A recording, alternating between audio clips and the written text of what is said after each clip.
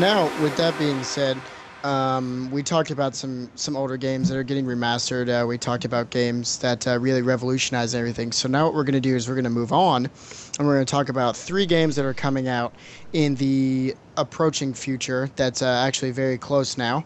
We're going to talk about these three games. Maybe talk about some stuff, get you guys' ideas on them. So we're going to go in this in chronological order. The first one that we're going to talk about actually comes out on November 6th. This game is Black Ops 3. You heard me say I might not get it, but now that I think of it, I probably will end up getting it because I'm a sellout. So we look at these editions. First, we're going to kind of touch on the different ways that you can get it now. This is one I actually did not hear about until very recently from a friend. It's called the Juggernog Edition, and I don't know if you guys have heard about these either. It's sold out faster than the Pip-Boy Edition did on Fallout 4. It was $200. It came with a set of coasters of the perks that you can get for zombies. It came with a mini refrigerator that looked like the vending machines from the Black Ops series for zombies. They're not really selling very much on eBay. They sold out on Amazon in the first couple hours, and they've not really released one since. Um, that's a very cool edition. What do you guys what do you guys think about these special editions releasing these little things that go with the game just to kind of had to bring your friends over and be like, look at my mini fridge. It's a juggernaut machine. If I cared anything about Call of Duty anymore, I would probably go ahead and get it. I never actually got one of the big editions of Call of Duty. I'm a sucker for. I got the Halo Reach Legendary Edition. I'm a sucker for a special edition just because I'm kind of a hoarder and I like to put stuff up on a shelf. I mean, I've got a Portal gun for no other reason than I love Portal. I will buy anything if it's made of plastic and it's big and it can sit on a shelf. Yeah, I agree. I still have my Halo 3 Master Chief helmet sitting in my closet, so I've had that thing going strong. And actually, I've had it on display. Swag Source and Yellow Source can vouch for that every time they just come over. It would always be out. So, I Yep. think it's a neat little addition to drag people in because I know my buddy, he had the Modern Warfare 3, or Modern Warfare 2, I can't remember which one it was, the night vision goggles for that. And those things were so cool. Yeah. So, I think it's a Yep. pretty neat little thing. Oh, definitely. So, I'm sure they've got other editions. That's one game I've not really researched much about as regards to special editions, but that was the one that just kind of caught my eye because for $200, you get a $60 game, you get some coasters. I'm sure you get some other early DLC. Actually, you know what? It comes with a season pass, so you get the $60 game, the season pass, a mini fridge. You get coasters for all your drinks you get out of the fridge. So it's a very cool thing that they offer now. Moving away from that into more of the game. Um, they've not really had too much publicity about things that are going to be occurring in the game. Um, Basically, we kind of just gather things off of the trailers we can see. Now, I know that we've also talked. They do have the linked campaigns now, which is you get on there and you can have from 1 to 4 people playing the campaign, and the AIs actually get increasingly more difficult and a lot more smarter in regards to tactics in the game. What do you think that kind of does for these campaign-based games, where a lot of people don't always buy them for the multiplayer? They get them for the campaign itself. What do you think that really does for it? See, I'm one of these that I will play the campaign. I will play the multiplayer, but again, the main reason I play multiplayer is for social.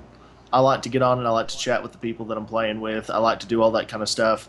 Uh, when it comes to multiplayer, that's kind of my attitude. It's a social thing. I don't have to be the best. I don't want to be the best. I'm just playing because I enjoy playing and I get to spend time with friends. The campaign is really what sells me on a game for a lot of things. Uh, I'd never played the first Modern Warfare because at the time I was a Nintendo-year-old when it first came out, and I had the Wii, Go Me and motion controls. But when Modern Warfare 2 came out, it was the first game I had for the Xbox 360, and I wore it out. I had people coming over to my room when I was in college and just playing that because they were like, "Oh my God, you got Modern Warfare 2? Oh, let me get on the sticks." And that game was just so much fun. And then going through and beating the campaign, I didn't have to play the previous campaign, but I figured out everything, and then I was super excited for Modern Warfare 3. Uh, same thing with Ghosts. I love the campaign in Ghosts, and it sets it up for a Ghost 2. And the twist at the end, good job, Infinity Ward, after you got gutted. But that's the thing with Black Ops. At the beginning of Black Ops, I knew what the end was going to be. So the campaign didn't really sell me on it. I was just kind of like, whatever. So that's why I never picked up 2, and that's why I'll never pick up 3. It just doesn't appeal to me campaign wise. Right, and I think for me at least, campaigns stopped appealing for me probably right around Halo 3 campaign kind of stopped appealing for me after that, and I would say after Modern Warfare 2, the campaign. But I used to be all about the campaign, but for me in general, it's how's the multiplayer going to be? Because I'm all about what's going to go on in the PvP. Am I going to have fun? Is it going to be viable? Is there going to be a reward system of, am I going to get something for being a high rank? Is it going to show off? You know, and I think a lot of games nowadays are kind of getting away from that, and it's just more of it suits everyone's need. You know, I'm going to talk at Aaron Macro in chat. You know, I'm going to touch on his point real quick about it, about Halo 2. You know, like he was saying, you know, Halo 2 wasn't for everyone because not everybody knew, or not everybody had Xbox Live, but for Halo 3, they had everyone's needs for it.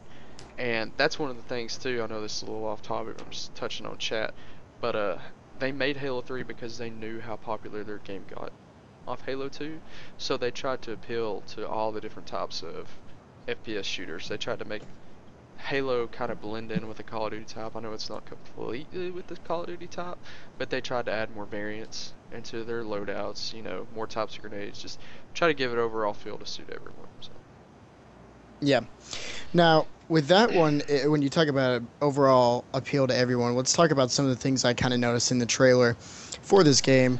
That's kind of interesting, but it's also kind of weird at the same time. I'm sure you guys have seen some of these trailers where, with the multiplayer, some of the kill streaks and things you can use in the game, you get like basically a mech suit. You get a gun arm. He conjured like bug drones out of his hand to attack an enemy. You have the big walker drones that you can control with your hand. There was a car, and I don't know if it's going to be driving or it's something that you just control like a remote control car or not. But that's one thing that I look at getting into these, and it's we're advancing so far into the future in these games. They're getting more and more unappealing for me because of the fact that they're so far out of reach in the future. It's hard for me to really get into the game because I don't feel connected to it. Like I know for a fact I'm not gonna go and see 4 years from now there's a military invention of like the exosuit where they're now conjuring a gun out of their arm that's a minigun. So I can't get attached to this game because it's so unappealing to me because it's not anything in the anywhere near future that I will ever see before I'm gone. So what do you guys really think about putting these type of things into these games?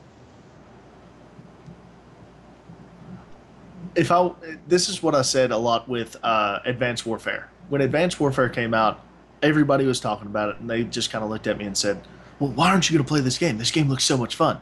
Well, if I wanted to play Halo, I would play Halo. I don't need a super jump if I'm playing a Call of Duty game. I don't need all this extra stuff. I don't need these exosuits. That's what the entire Halo game is about. Is this suit that makes you a superhuman? I don't need that if I'm going to play Call of Duty. If I want a Call of Duty, then I'm going to try to go play Black Ops Original or Modern Warfare 2 or Modern Warfare 3. Maybe even Ghosts if I'm feeling really squirrely. Yeah, I agree. I think all the things they're adding to games nowadays are just, I don't think they're necessary. I know they're trying to add new stuff to it, but you know, for me, personally, what I want in a game is just to have the normal, like, Halo type feel. You just go in, Steam Slayer, you got your gun, you got your grenade, you go at it. You know, I don't need this jetpack crap, I don't need this armored stuff. You know, in Halo 2 they did have the overshield, the camo, and the regeneration, but I don't need all this extra crap that will help me live or help me gain this extra kill if I can't land the kill normally, things like that. And I think it's the same thing with Call of Duty nowadays. You got your jetpack and the Advanced Warfare, you got all this crazy stuff. I've seen in like the UAV, like you can see them through walls, things like that. Yeah. Yeah, Yeah. it's just, you know, game companies just need to keep it simple. That's what people like. And it's the same with like any other game that's coming out. You got RuneScape, for example. They've came out with their new stuff and everybody hates it. And World of Yeah. Warcraft came out with their new stuff. Everybody hates it. If you want an MMO, you just want your normal orcs, humans, your normal magic. You don't want all this extra crap you can build. And it goes for the same with normal console games. Play the game for what it needs to be played as and what the story tells. You don't need to add all this crazy nonsense up that won't get you attached. Yep, no more skilled wall bouncing, huh? So what we're gonna do is, for the sake of time, I'm gonna go into the next game of the chronological order that I chose. For the sake of time, I'm kind of just going to talk about it and then let these guys touch on it as well and how they feel this game is going to be. So the next game coming out on November 10th, which is one of the ones that I'm very more excited for. The other one, what we'll talk about next, is a neck and neck with the evenness of how much I'm excited. This one is, of course, Fallout 4. With this one, there's not really or multiple editions like you see in most games like Call of Duty and everything. This one has the standard Fallout 4, and it has the Pip-Boy edition, which is the collector's edition that comes with the wearable, the Pip-Boy on it. You can put your phone in it and everything, which they did announce as well. If someone's watching this and didn't get a chance to get the Pip-Boy edition, they did announce that they are going to be releasing the Pip-Boy watch, or the actual Pip-Boy for your arm. Sometime later. They haven't announced a date, but they will be releasing it by itself with no game. So if you were looking to get that and you can't get it, there's still hope. Unless you want to pay $500 for mine, which I have too. So if you want one, hit me up. I mean, $400, $500, it's yours. So that is something that attracted a lot of people. Those sold out. They sell out in typically the first 1 to 2 hours of those going on release on Amazon. So we'll go into a little bit of Fallout 4. I'll kind of talk about, let these two talk about what they look forward to from it. So a few of the things that they added for this game, away from Fallout 3 and New Vegas. There are actual dialogue for your character in this game. They did a voiceover for characters to do dialogue. It really expands what you can hear, and it's not just the typical, I'm going to sit here and read. You can customize armor, weapons, and even towns now to where you can make your own buildings, get people to come and live in your city with you, provide you with money and everything like that if you keep it hospitable and defend it from raiders. They're bringing mods into this one, which we touched on earlier where Steven was talking about linking the Xbox One gameplay to the computer, the PC. So we will be getting mods. Releasing those in early 2016, available for PC, and then shortly after for the Xbox One. And then they said at a later date that they don't know of, whenever it feels like it is safe, they'll release it for the PlayStation as well. That's some of the bigger things that they bring into. Some of the smaller things, you've got you can customize your family and change what your child looks like.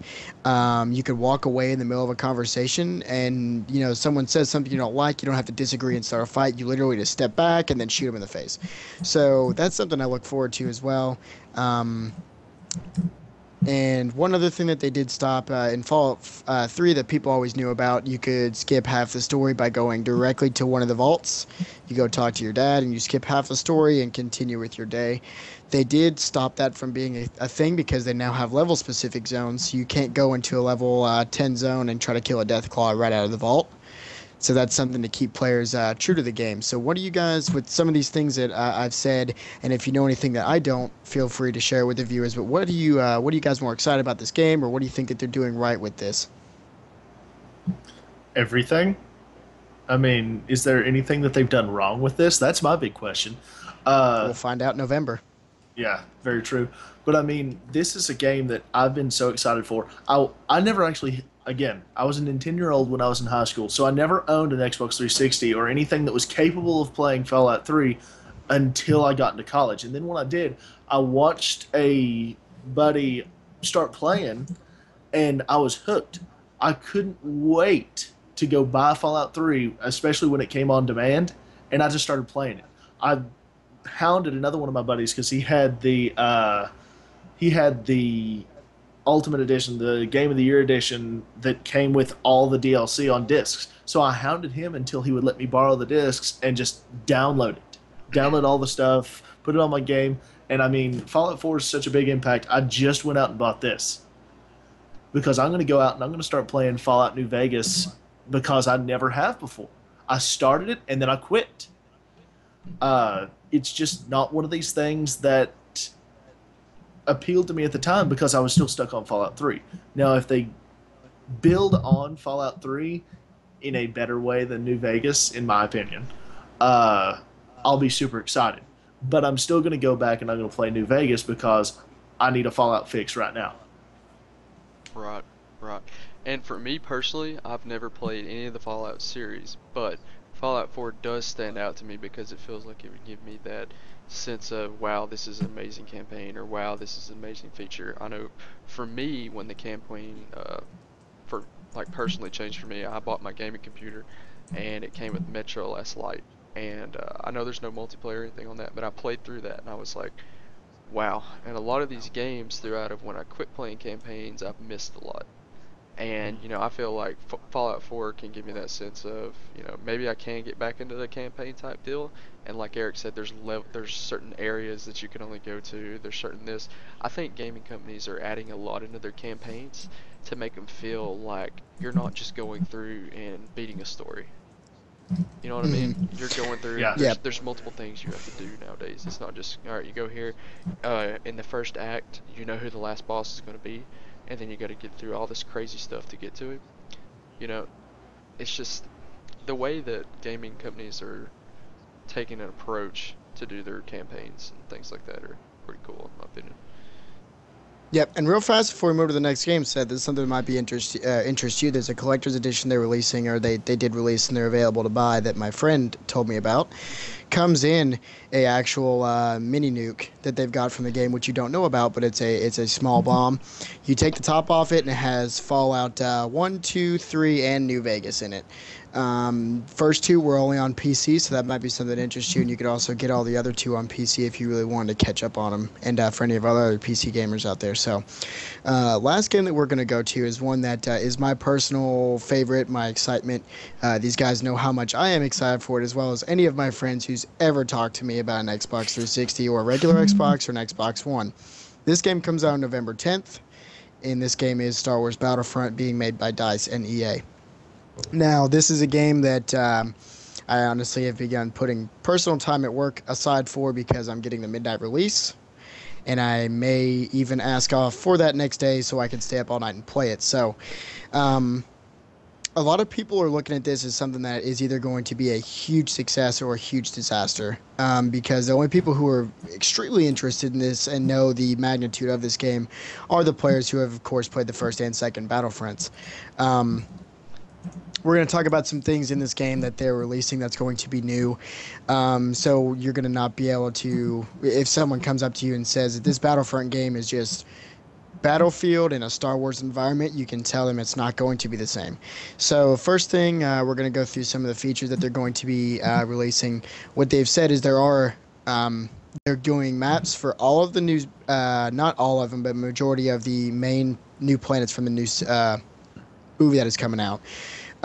They have day and night versions of these maps. So what they said is there also might be for these larger scale battles a day into night battle, which is something that's very new and it's very appealing to me. That seems like something that'd be a lot of fun. Um, Going back to the first Battlefront, there is going to be air and ground going on at the same time in the same area. Instead of a space battle and a ground battle, it's ships flying over you while you're on the ground. Um, Moving into something that's uh, as well as, I'm sorry, heroes and villains as well in multiplayer. So you can use Boba Fett, Darth Vader, Luke Skywalker, all these popular people that it does appeal to some people. Moving into the story, because we've talked about campaigns and how some people only buy them for the campaigns. There's not a Galactic Conquest type game type that the old ones had, which is upsetting a lot of players actually. There is an attack and defend, there's a co-op missions, there's a survival, but as a whole, there's not a campaign like the Rise of the Empire from Battlefront 2. There's not a Galactic Conquest. This being made by DICE as a more, as you guys know for these Battlefield series, is a very multiplayer heavy game. What do you think about this game? And do you think that DICE making this and them being such a multiplayer oriented, game developer, do you think that's going to be a good thing or a bad thing for this series and what it's really going to do as an overall to the game? Well, I Right. Well, Uh, I kind of sit here and I played Battlefront 1 and played Battlefront 2 and I loved them. But I did like the Galactic Conquest. I did like that you could go through and you could play with all these characters. I think that the multiplayer is going to be huge, especially since this came out the originals came out in a generation where online was just starting to take off. I mean, I can remember I got the network adapter for my PlayStation 2 in hopes that I could play Battlefront Online, but then you see on that little sticker on the back it just says broadband only, and I had a dial-up connection. It's just like, eh, eh. And I mean, it's one of those that I feel like the multiplayer is really going to shine. This is going to be a great multiplayer experience because you're right. Dice does have their experience with all the Battlefield games and all this stuff. Battlefield Bad Company was super fun. The online was great. They've done all this stuff. Uh, they've done stuff since, but I feel like Battlefront is going to be a success if for no other reason than it's going to be super fun. They're going to have all those features that you listed, the day to night battles. They're going to have all this stuff that even if some of the other features don't come in immediately, I feel like they will come in time. And if this does well enough, uh, I think we can expect to see uh, all the things from the original two Battlefronts come back in some form in the future. right. Hmm. And I agree. They're making this game purely on fun. What gaming's industries need to do nowadays, because it all needs to be about that burst of fun, like having all that different variety and things, not solely basing their game on the campaign, basing where you can do so much with multiplayer, have so much fun, so many different options. That's what makes the game stand out for me. How long am I going to have fun on the game? It's not, am I going to beat it in 12 hour, however many days and be done with it. Yeah, and it'll have a lot of replayability, and also something I want to throw in there before we kind of say our goodbyes is this Battlefront game. They did make it a point to not name it Battlefront 3. They did give a reason behind that. It's just being called Star Wars Battlefront because they are giving a new start to this series because they're no longer basing it off of just a Star Wars, a battle. It's going to actually be releasing when these new movies are coming out and such. So they did make it a point not to make it Battlefront 3, to leave it open for a continuation of this series to follow the other movies, and they did make that a very big point for them, is that they're not making a third Battlefront, they're making a new Battlefront.